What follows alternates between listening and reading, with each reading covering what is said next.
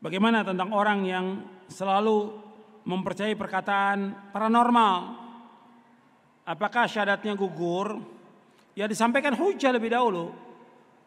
Nggak bisa kita katakan dia kafir atau murtad atau nggak bisa.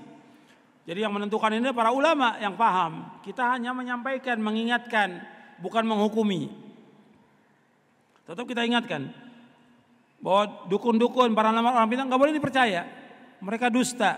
Satu kebenaran dicampur dengan berapa? 100 kedustaan kata Rasulullah. Satu kebenaran dicampur dengan 100 kedustaan.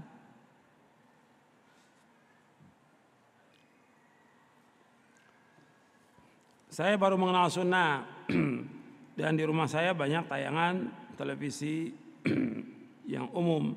Bagaimana? Ya dialihkan kepada, kan ada radio Roja, ada TV Roja, ya antum dengarkan itu manfaat insya Allah. Itu antum kasih tahu anak-anak itu, dengarkan yang bermanfaat. Ini TV yang ada ini mudarat, karena isinya semuanya adalah maksiat. Semua isinya adalah maksiat. Maka kita jangan masuk ke tempat itu, karena nanti kebenaran dicampur dengan apa? Dengan kebatilan. Ditayangkan oleh pengajian supaya apa? Supaya laku kemaksiatannya. Pengajian hanya mukodimah aja, yang isinya apa? Kemaksiatan, film-film, kerusakan, telanjang, segala macam sudah. Maka itu matikan, ganti dengan yang lain yang bermanfaat. Antum ada TV Roja di rumah, radio Roja itu dengarkan, itu manfaat. Dikasih buku-buku yang bermanfaat. Dakwah sunnah ini sudah bertebaran di negeri ini. Sudah banyak yang mengenal dari pejabat sampai artis. Bagaimana mensyukuri nikmat ini? Mensyukuri nikmatnya agar mereka belajar agama. Itu syukur nikmatnya. Belajar agama Islam. Semuanya harus belajar. Bukan saya sudah ikut sunnah, sudah ikut salaf, cuma casingnya aja. Ya, jenggot tidak isbal. Semuanya jauh dari sunnah. Semua perbuatannya jauh dari sunnah. Muamalahnya jauh dari sunnah. Pekerjaannya masih perbuatan yang haram. Gak ada manfaatnya.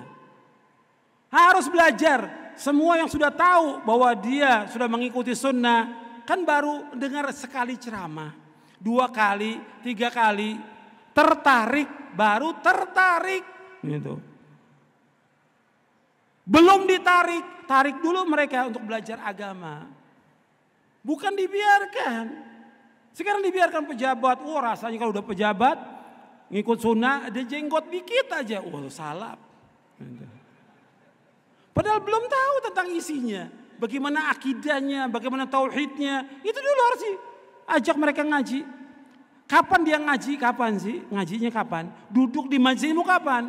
Mereka harus belajar semuanya, pejabat, ulamanya, para dai-nya, apalagi yang lain selain itu, para artis, tetap harus belajar lagi, belajar agama. Sampai kapan? Sampai mati belajar itu. Sampai mati. Itu kan perkataan Imam Ahmad bin Hanbal, Abdullah bin Mubarak, yang lain, belajar. Ini kan sekarang banyak yang sok pinter gitu. Merasa udah berilmu, padahal nggak punya ilmu sama sekali. Baru beli buku, ya buku ini mungkin ya buku ini atau buku yang lain. Tapi kan gak dibaca buku itu. Dan juga buku perlu pembimbing. Kan kata Imam Syafi'i, mesti ada apa? Dalam kita nuntut ilmu, ada apa? Ada irsyadu ustadzin wa tulu zamani. Kata Imam Syafi'i, mesti ada bimbingan ustadz kan dalam belajar. Kemudian apa? Lama waktunya. Sekarang yang muskilah, dan juga bukan muskil lagi, musibah. Ustadznya dibimbing oleh si artis. Ustadznya yang dibimbing oleh si artis. Ustadz gini, menurut saya begini Ustadz. Kita adakan begini. Iya sami'na wa ta'na. La haula wa la quwata billah. Ini tanda-tanda kiamat ini namanya. Mesti ustadznya sebagai dai, dia ngajarkan, dia bimbing, dia didik. Bacakan kitab. Diajarkan mereka tentang sholat dari awal sampai akhir. Dipahami tentang akidah yang benar. Bukan ustadz yang dibimbing. Sekarang ustadz yang dibimbing oleh orang kaya. Orang kaya gak ngerti agama. Akhirnya rusak agama ini dengan sebab mereka. Rusak agama ini. Kan setan menggoda anak Adam terus kan. Khatwa, khatwa, khatwa, khatwa. Selangkah demi selangkah. Kata Allah, wala tattabi'u khutuwatis syaitan. Innahu lakum aduwwum mubin. Dan kalian mengikuti langkah-langkah setan. Setan itu musuh yang nyata bagi kalian. Boleh tidak kita menempel kalimat la ilaha illallah di rumah kita? Tujuannya untuk apa? Menempel Al-Quran, kaligrafi. Untuk apa? Nggak ada manfaatnya. Dan nggak ada contoh dari salafus saleh. Al-Quran untuk dibaca bukan dipajang. La ilaha illallah untuk dipahami, dia amalkan bukan dipajang. Al-Quran untuk dibaca, dipahami. Yang majang itu, yang nulisnya belum tahu tentang artinya apa. Yang nulisnya. Yang punya rumah, yang beli juga nggak tahu apa sih itu melingkar-lingkar gitu tulisannya. Kaligrafi. Gak bisa baca. Lalu apa maknanya? Apa manfaatnya? Apa Al-Quran kita jaga supaya seperti satpam gitu, supaya maling gak masuk? Enggak bisa. Bahwa setan akan lari rumah kita dengan apa? Dibacakan surah Al-Baqarah. Dibaca bukan dipajang. Dibaca. Kata Nabi, la taj'alu buyutakum maqabira inna syaitana yanfiru minal baiti alladhi tuqra'u fi suratul Baqarah. Jangan kamu jadikan rumah kamu seperti kuburan. Sesungguhnya setan lari dari rumah yang dibacakan surah Al-Baqarah. Hadis sahih riwayat Muslim dari sahabat Abu Hurairah radhiyallahu anhu. Disuruh baca, setan akan lari, bukan dipajang. Al-Quran itu. La ilaha illallah dipahami, diyakini, diamalkan. Seperti juga orang baca Quran. Al-Quran untuk dibaca, dipahami. Ini baca, habis selesai baca, dicium. Untuk apa dicium? Untuk apa dicium? Enggak ada contoh dari Rasulullah, enggak ada contoh dari sahabat. Enggak ada. Manfaatnya apa dicium? Cinta kita pada Al-Quran, pahami, amalkan. Afala yatadabbarunal Quran am ala qulubin aqfaluha. Apakah mereka tidak mentadaburkan isi Al-Quran atau hati mereka digembok oleh Allah? Dikunci hati mereka, dibaca, dipahami. Yang dimaksud, apa yang dimaksud dengan syafaatul uzma pada hari kiamat? Itu syafaat. Nabi memberikan syafaat agar diselesaikan urusan manusia pada hari kiamat. Karena mereka sudah datang kepada para nabi. Nuh, nabi Rasul yang pertama, sampai kepada Nabi Isa alaihi salatu wassalam. Kemudian mereka semua menunjuk kepada Nabi Muhammad SAW. Ini syafaatul uzma. Bagaimana kita menumbuhkan rasa takut dan cinta kepada Allah. Ya, kita harus betul-betul memahami tentang tauhid dari kalimat oleh Allah. Kita pelajari, kita pahami tentang kekuasaan Allah ini dan juga nama-nama dan sifatnya. Insya Allah akan timbul. Selama kita terus mengaji, mengkaji, mentadaburi isi Al-Quran dan Sunnah, insya Allah akan tambah. Iman kita kepada Allah, tambah keyakinan kepada Allah. Apakah Allah akan menerima taubat dari pelaku syirkun akbar? Diterima. Kalau dia taubat sebelum dia meninggal dunia. Dia taubat sebelum dia meninggal dunia, diterima. Adapun ayat innallaha la yaghfiru yushraka bihi wa yaghfiru ma duna dzalika liman yasha, itu kalau dia mati dalam keadaan berbuat syirik. Ayat itu dalam surah An-Nisa ayat 48 dan An-Nisa ayat 116 itu berkaitan Allah enggak mengampuni dosa syirik bagi orang yang mati dalam keadaan syirik, belum bertaubat. Tapi kalau dia bertaubat, diampuni semua dosa. Seperti yang Allah sebutkan dalam surah Al-Furqan dan juga Allah sebutkan dalam surah Az-Zumar. Bagaimana kita mendakwakan sebagian kerabat kita yang masih beragama Tionghoa, atau sebagian mereka sudah masuk Islam, masih mu'alaf, tapi juga ikut-ikut perayaan Imlek dan yang lainnya. Coba kita ajak mereka untuk ngaji, karena kasih buku aja mereka nggak baca. Tinggal cara antum bagaimana supaya mereka ini mau ngaji. Atau mungkin antum kumpul di rumah, datangi seorang ustadz untuk pertama kali pembukaan aja, untuk dia paham. Setelah itu dibawa mereka ke masjid. Karena tetap kaum muslimin diajak ke masjid, mereka harus cinta kepada masjid dan meramaikan masjid Allah. Karena meramaikan masjid Allah termasuk tanda iman kepada Allah Subhanahu wa taala. Makanya diajak mereka untuk ngaji, disuruh dengarkan kajian-kajian agar mereka bermanfaat. Kita tetap menyampaikan dengan apa yang kita mampu, dengan berapa kaset, buku atau VCD supaya mereka mau mendengarkannya. Dan jangan lupa doa kepada Allah agar Allah memberikan hidayah kepada mereka. Saya sering mendengar ada orang mengucapkan demi Allah dan Rasulullah. Apakah syirik? Demi Rasulullah nggak boleh. Yang boleh hanya satu, demi Allah. Wallahi tallahi billahi. Nggak boleh bersumpah demi Rasulullah, nggak boleh. Nggak boleh. Bapak Nabi bersabda, man halafa bi ghairillahi faqad kafara wa asyrak. Barang siapa yang bersumpah dengan nama Allah, maka dia telah kafir atau syirik. Nggak boleh bersumpah dengan nama Nabi, apalagi dengan nama-nama yang lain. Nggak boleh. Harus dengan nama Allah saja. Saya adalah tamu Allah, saya ingin bertanya. Kita semua tamu Allah. Apakah surga buat orang yang berbuat maksiat? Apakah ada surga? Ya kalau dia taubat kepada Allah, Allah akan ampuni. Tapi yang perlu diingat, yang paling penting lagi, mendasari dengan tauhid. Dan tidak berbuat syirik. Bab dosa yang paling besar adalah syirik. Kalau dikatakan bahwa nggak berbuat dosa secara umum, nggak mungkin. Sebab manusia semuanya berbuat dosa. Kullu bani Adam khata' wa khata'ina tawabun. Setiap anak Adam pernah berbuat dosa. Yang terbaik dari mereka yang bertaubat kepada Allah. Tapi yang paling penting di sini dasarnya kita harus taubat kepada Allah, jangan berbuat syirik. Insya Allah dosa-dosa yang lain akan diampuni. Seperti dalam hadis Tirmidzi, Nabi bersabda SAW, ya bena Adam, lau ataitani bi qurabil ardi khataya, thumma lakitana tusyriku bi syai'an, la ataituka bi qurabiha maghfiratan. Wahai anak Adam, kalau seandainya kau datang kepadaku dengan sepenuh bumi dosa, dengan syarat tidak menyekutukan aku dengan sesuatu pun juga, aku datang kepadamu dengan sepenuh bumi ampunan. Ya, tauhid kepada Allah dasarnya. Kalau kita bertauhid kepada Allah, insya Allah nanti di hari kiamat dosa-dosa yang lain akan dihapuskan. Selama kita tidak berbuat syirik kepada Allah. Apakah dosa yang lain kita tetap lakukan? Wajib berhenti, wajib bertaubat. Tetap kita wajib berhenti dan wajib bertaubat atas semua dosa. Tapi yang namanya manusia tidak lepas daripada perbuatan dosa. Apakah kita harus benar dahulu tauhid kita baru kita menjalankan ibadah? Ya tetap kita menjalankan ibadah sambil kita membenarkan kemudian juga membersihkan tauhid kita dari noda dosa syirik.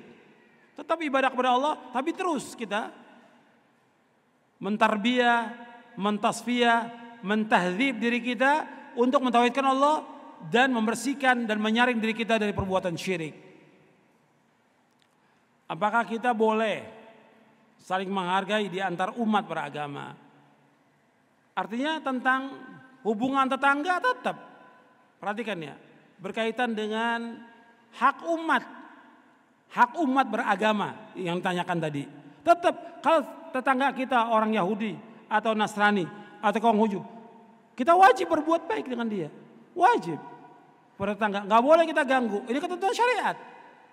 Ketentuan syariat. Di zaman Nabi juga ada orang-orang Yahudi, orang Nasrani. Disuruh untuk berbuat baik kepada mereka. Bermuamalah dengan baik kepada mereka. Mereka punya hak. Nggak boleh mereka dibunuh kecuali mereka dalam peperangan. Nggak boleh kita mengambil harta mereka. Nggak boleh menzalimi mereka. Ada yang diatur dalam agama Islam. Semua lengkap. Dalam agama Islam lengkap semua diatur. Tapi toleransi dalam keadaan beragama, menganggap agama mereka benar nggak boleh. Mengatakan agama mereka itu benar nggak boleh. Karena Allah sudah menyatakan bahwa semua agama selain Islam batil. Mencari agama selain Islam nggak akan diterima oleh Allah. Tolong jelaskan tentang dai yang suka tahdzir mentahdzir. Ini antum nggak usah ikut kajiannya, nggak usah hadir kajiannya. Nanti mereka juga tahdzir sendiri di antara mereka. Ini jadi namanya jamaah tahdzir. Jadi ada JT jamaah tablik, ada jamaah tahdzir. Ini jamaah tahdzir, tukang tahdzir. Pokoknya orang selain mereka katakan sururi. Kita tanya sururi apa, nggak ngerti juga mereka. Ini jamaah tahdzir biarkan aja. Ya, mereka hidup dengan komunitasnya sendiri, hidup dan matinya dengan begitu sudah. Biarkan aja, kita tinggalkan aja. Kita dakwakan yang lain, kaum muslimin masih jutaan umat Islam yang membutuhkan dakwah kita. Yang begitu tinggalkan, gak ada manfaatnya. Nanti mereka akan ribut sendiri di antara mereka. Tadinya satu nih, nanti ustadz-ustadznya saling mentahdzir, pecah lagi. Nanti di antara mereka saling mentahdzir terus seperti itu. Al jaza min jinsil amal. Balasan tergantung perbuatan. Mereka berbuat kepada ustadz salafiyin ditahdir, nanti mereka juga dapat seperti itu, ditahdir juga oleh muridnya. Dan itu terjadi bukti seperti itu. Maka nggak usah kita urus jamaah tahdir ini. Antum nggak usah ikut pengajian, nggak usah hadir. Meskipun yang dikaji kitab tauhid, nggak ada manfaatnya kita tauhid yang mereka baca itu. Karena apa? Mereka sendiri tidak memahami tentang kalimat itu dan tidak mengamalkannya dalam kehidupan.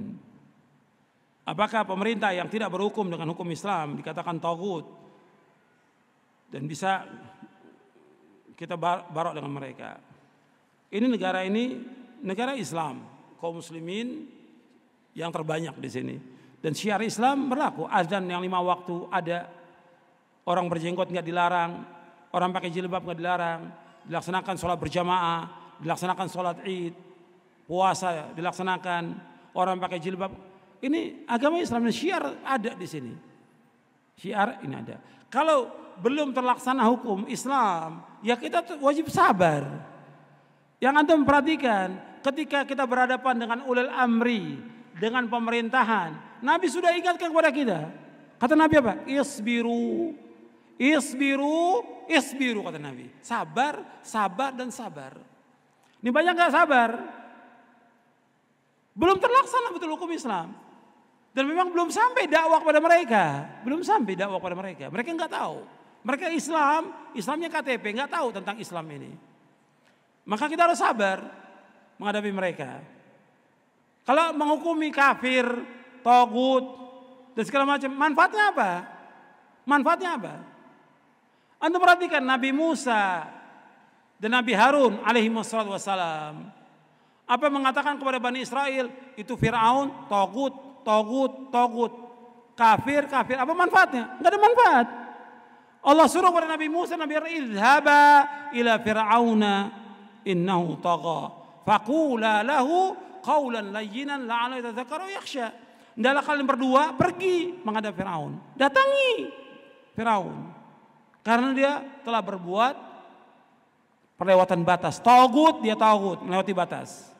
Katakan dengan kalimat yang lemah lembut, sampaikan kepada dia tentang tauhid, tentang la ilaha illallah dan yang lainnya, sampaikan kepada dia dengan kalimat yang lemah lembut agar dia takut, agar dia ingat dan takut kepada Allah. Kan kita belum menyampaikan, belum mendatangi ulil amri. Maka disuruh sabar. Ini kebanyakan yang nggak sabar, akhirnya terjadi apa? Kerusakan. Kalau sudah mengatakan taghut, kafir, yang ada apa? Barok kan. Kalau sudah barok apa? Berlepas diri, demo. Kalau sudah demonstrasi, yang ada pertumpahan darah dan nggak akan berhenti seperti itu sampai hari kiamat. Makanya disuruh sabar. Antum bisa lihat kan kejadian-kejadian, apakah itu di Irak, di Mesir, di Libya, di tempat yang lain. Antum bisa lihat ketika nggak sabar dengan penguasanya, terjadi sampai sekarang pertumpahan darah terus. Di Syria seperti itu juga terjadi. Nggak sabar kepada penguasanya, berontak, pertumpahan darah. Nabi suruh sabar dan sabar.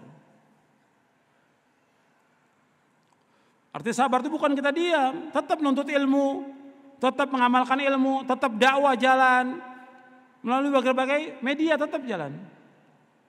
Usaha yang maksimal dan doa kepada Allah agar Allah menunjuki mereka. Doa kepada Allah. Orang yang berbuat syirik, artinya dia bukan syirkun akbar, syirkun asghar. Bagaimana? Ya kalau dia taubat kepada Allah akan diampuni dosanya. Kalau ditaubat kepada Allah akan diampuni dosanya. Sekarang bagaimana di akhirat, apakah dia kekal?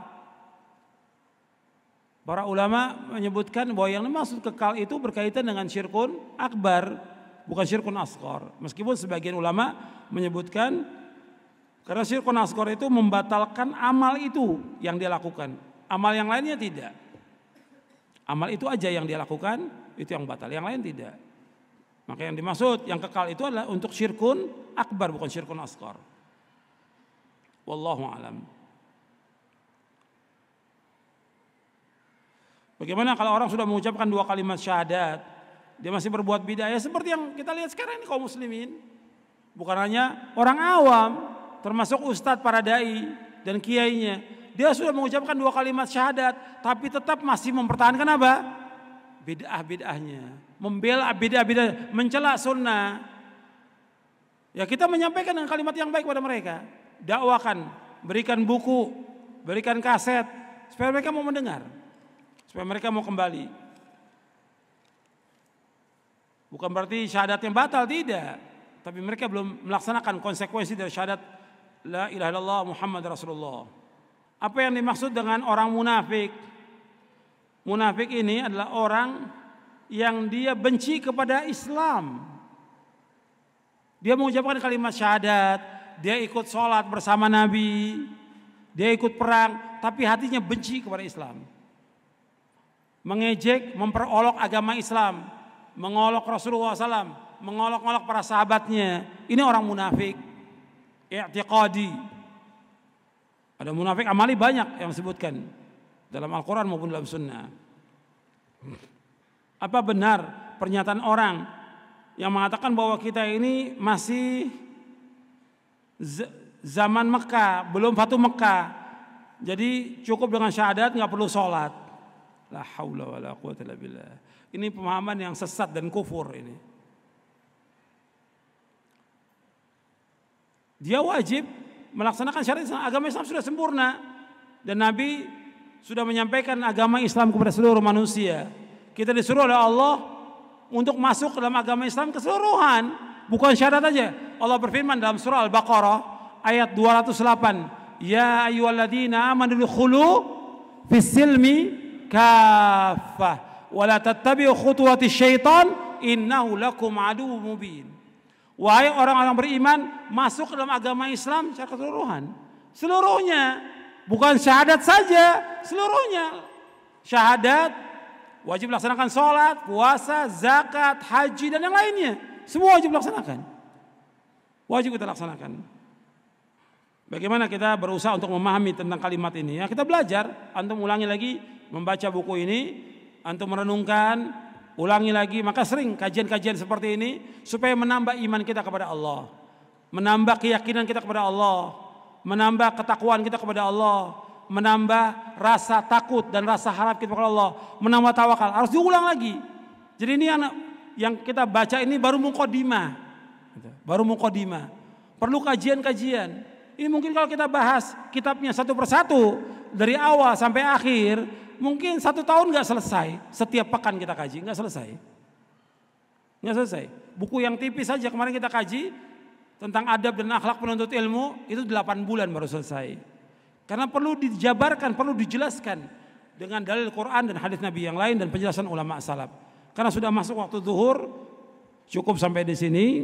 Jadi pengurus sudah mengatakan bahwa sudah masuk waktu zuhur. Karena kita alhamdulillah bersyukur kepada Allah kita dikasih tempat dari masjid ini untuk kajian. Kita bersyukur kepada Allah, kita terima kasih kepada pengurus-pengurusnya yang telah menyediakan tempat buat kita untuk belajar mengkaji. Mudah-mudahan bermanfaat buat kita semuanya, dan mudah-mudahan juga bermanfaat buat para pengurus yang ikut mendengar dan ikut hadir dalam kajian ini. Mudah-mudahan Allah memberikan hidayah taufik kepada kita untuk tetap di atas Islam dan sunnah, memahami tentang syahadat ini dan juga mengamalkannya. Mudah-mudahan Allah menyatukan hati kita di atas Islam dan sunnah. Kurang lebihnya saya mohon maaf. Wassallallahu Nabi Muhammadin sallallahu alaihi wasallam. Subhanakallahumma wa bihamdik asyhadu an la ilaha illa anta astaghfiruka wa atubu ilaik. Assalamualaikum warahmatullahi wabarakatuh.